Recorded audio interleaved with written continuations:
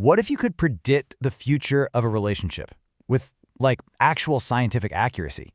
Well, today we're diving into some pretty groundbreaking research that does just that. It uncovers these hidden patterns that can tell you whether a marriage is going to thrive or, well, fail. And more importantly, we're going to look at what you can actually do to change the odds. Okay, let's just start with a number, 91%. What if I told you that science could predict with 91% accuracy whether a couple is headed for divorce, and sometimes they can do it after watching them for just 5 minutes? Crazy, right? And no, this isn't science fiction. This is the life's work of Dr. John Gottman. His research, which he detailed in his huge bestseller, has completely revolutionized how we understand what makes a marriage actually last. But how? I mean, how is that even possible? How can you put a number on something as messy and, as beautiful as love? Well, let's step into his lab and find out. So, Dr. Gottman and his team, they built this apartment at the University of Washington that they nicknamed the Love Lab. And here, they just watched hundreds of couples interacting in real time, talking, eating, just living, all while being recorded and monitored for tiny physiological signs of stress. And through all of these intense observations, they found something amazing. Relationship failure, it wasn't random at all.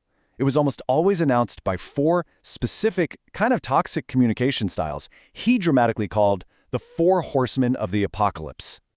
The first horseman is criticism, and this is a really crucial difference. See, a healthy complaint focuses on a specific action, like, hey, I'm frustrated that the trash wasn't taken out. But criticism, that's a direct attack on your partner's character. It's, why are you so lazy? You never help around the house. It takes a simple problem and blows it up into a personal failing. Okay, next up is contempt.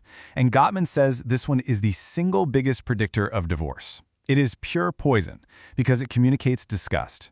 We're not just talking about criticism anymore. This is sarcasm, mockery, name-calling, eye-rolling. It all comes from this place of feeling superior, and it just completely corrodes any fondness in the relationship. So, when you're being hit with criticism and contempt, it's pretty natural to become defensive, right? That's the third horseman, but instead of actually solving anything, it just makes things worse. Defensiveness is really just a way of playing the victim and saying, hey, the problem isn't me, it's you. And that just adds fuel to the fire. And when those first 3 horsemen have whipped up this total storm of negativity, the 4th one often shows up, stonewalling. This is when one partner just emotionally withdraws. They shut down, they stop responding, they basically build an invisible, impassable wall.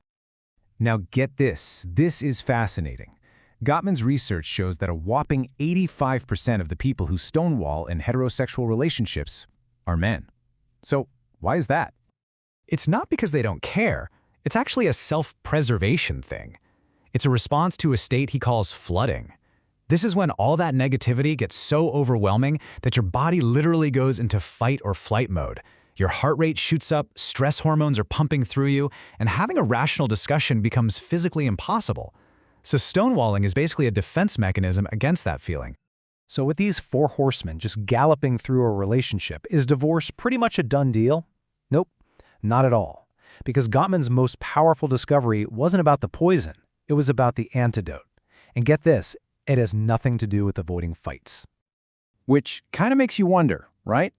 We all know that even super happy, long-term couples argue. So what are they doing differently? How do they navigate the exact same conflicts without letting those 4 horsemen just take over everything? And this quote just nails the core insight of all of Gottman's work. The foundation of a lasting, passionate marriage is not the absence of conflict, it's the presence of a deep, real friendship. It's about actually liking and respecting the person you're with. So this deep friendship, it creates something Gottman calls positive sentiment override. Okay, think of it like an emotional savings account. When your balance is high, you can handle the occasional overdraft, right? You give your partner the benefit of the doubt. But when that account is empty, every little thing feels like a huge withdrawal. So, the big question is, how do you build this friendship? Gottman actually lays out 7 principles. But for this explainer, we're going to focus on 2 that are really the absolute foundation for a strong connection. The first one is all about knowing your partner's inner world, which he calls enhancing your love maps. And the second one is about how you respond when they try to connect with you, which he calls turning toward each other. Okay, let's break these down.